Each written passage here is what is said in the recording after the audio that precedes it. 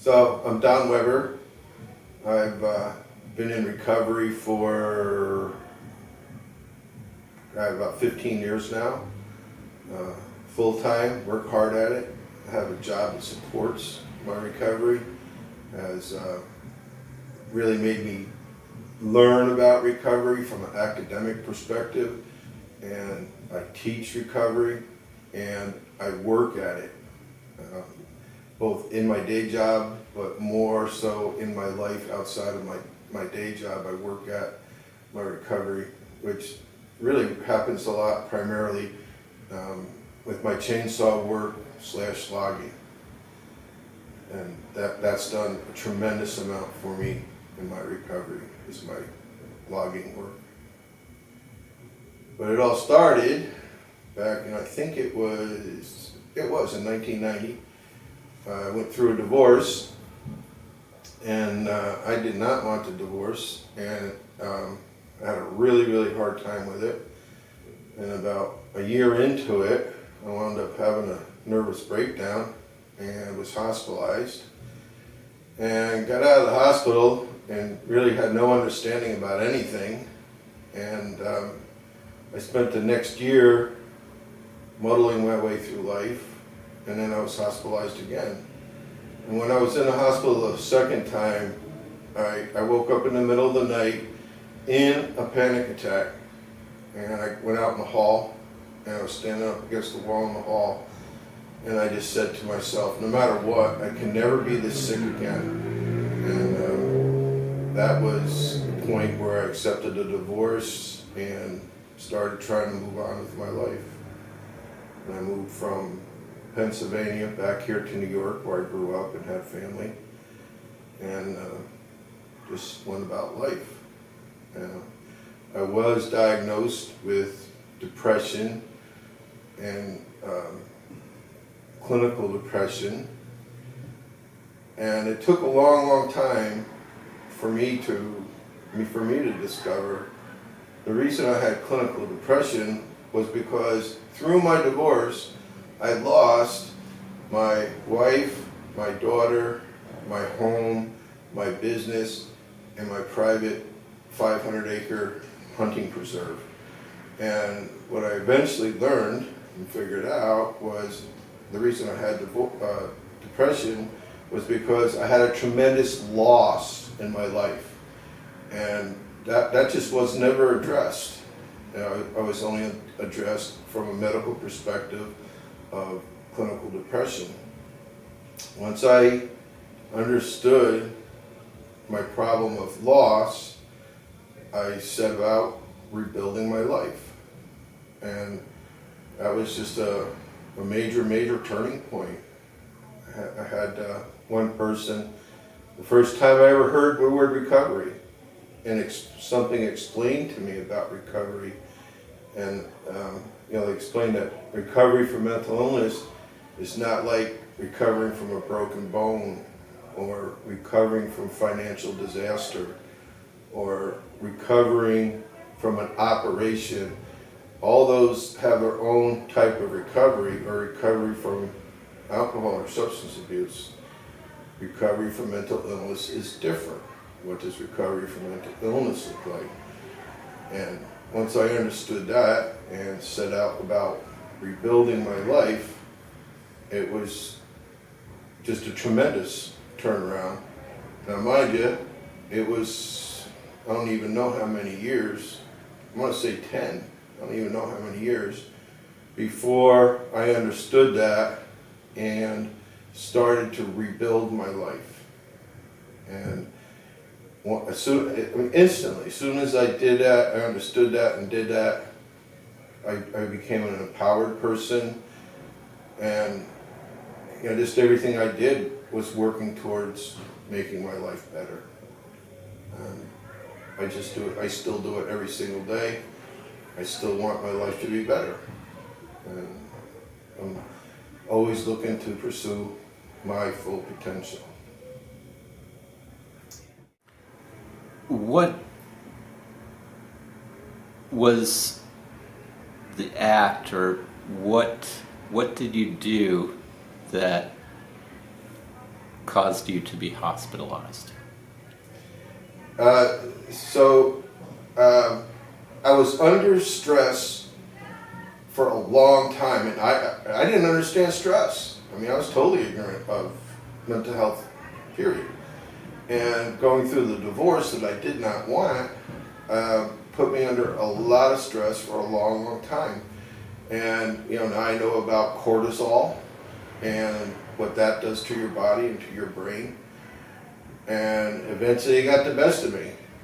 And I think I did not move out of the house when my wife wanted a divorce. Eventually she did. And that was probably one of the big tipping points where I wound up in the hospital. So you were involuntarily admitted? No, You voluntarily? because I knew I was done and over before. Yeah. You were in crisis. Yeah, I was definitely in crisis. Yeah. What program moved you to recovery, or was there a program? So the first program that set me on the right path was called Supported Education. So back up just a little bit. When I moved back to New York, it wasn't very long before I knew I was facing my third hospitalization, because nothing changed about me just because I changed my zip code. And I knew I was facing my third hospitalization. And I literally said to myself, my brain's broke, I live in a fog. Where do you go to make your brain work? And the logical answer to me was school. And I enrolled in Columbia Green, probably within 2 months of that realization. I was in Columbia Green, and there they had a supported ed program that was, a program of Mental Health Association, and the lady that was running it was Kathy Hall, and I needed a lot of support to stay in college. It was a big deal. I was not a good student as a kid in grade school at all, and so for me, going to college was what I did instead of going to a mental health day program. And the thing that she taught me, didn't take too long, was I'd always ask her, I would ask her, what do you think I should do? And she always made me make my own decisions. And after that happened about 5 times, I learned better than to ask her what she thought I should do. And that's where I learned the principle of self-determination. And it just got me off on the right foot. And it took me 4 years to graduate from Columbia Green, but I eventually I went on to get a master's degree. And all the time, still suffering from depression tremendously, but I was in college, my safe environment and structure and all this, but as I know it now, all that is called rehabilitation. It's not called recovery. And I spent 10 years in college. I spent at least 4 years after college working before I started working for MHA and discovered recovery. What does recovery look like?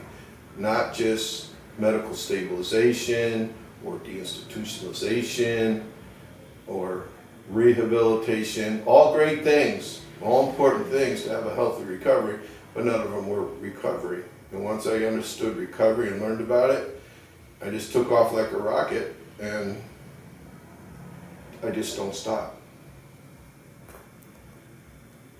So, what is your best advice or advices for people that are struggling with serious mental health problems? So, certainly do everything you can for medical stabilization, but not just what your psychiatrist or your therapist says. You've got to learn other skills, other things about what good mental health looks like. And good mental health is not just the opposite of mental illness. Learning about good mental health is something that to me is absolutely crucial.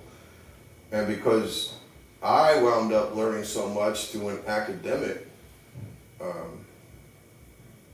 setting, I'm very surprised that I'm a student of mental health, because I wasn't a student growing up. I don't consider myself a student, but obviously I am, because I've learned it. I learned it and I've done it. So learning about mental health, learning about recovery, but then you got to do something. You just absolutely got to do. And for me, I do every single day. Every single day, I evaluate the day, I look at the opportunities I have, the tasks I have, and decide what's the best thing for me to do today? What's going to help me and my mental health and my recovery, and help me to pursue being all that I can be. It's like it's on my refrigerator with magnets. What am I going to do today to be better, live better? The better I live, the less problem I have with depression. I don't try to fix my depression, I try to improve my life. This is recovery.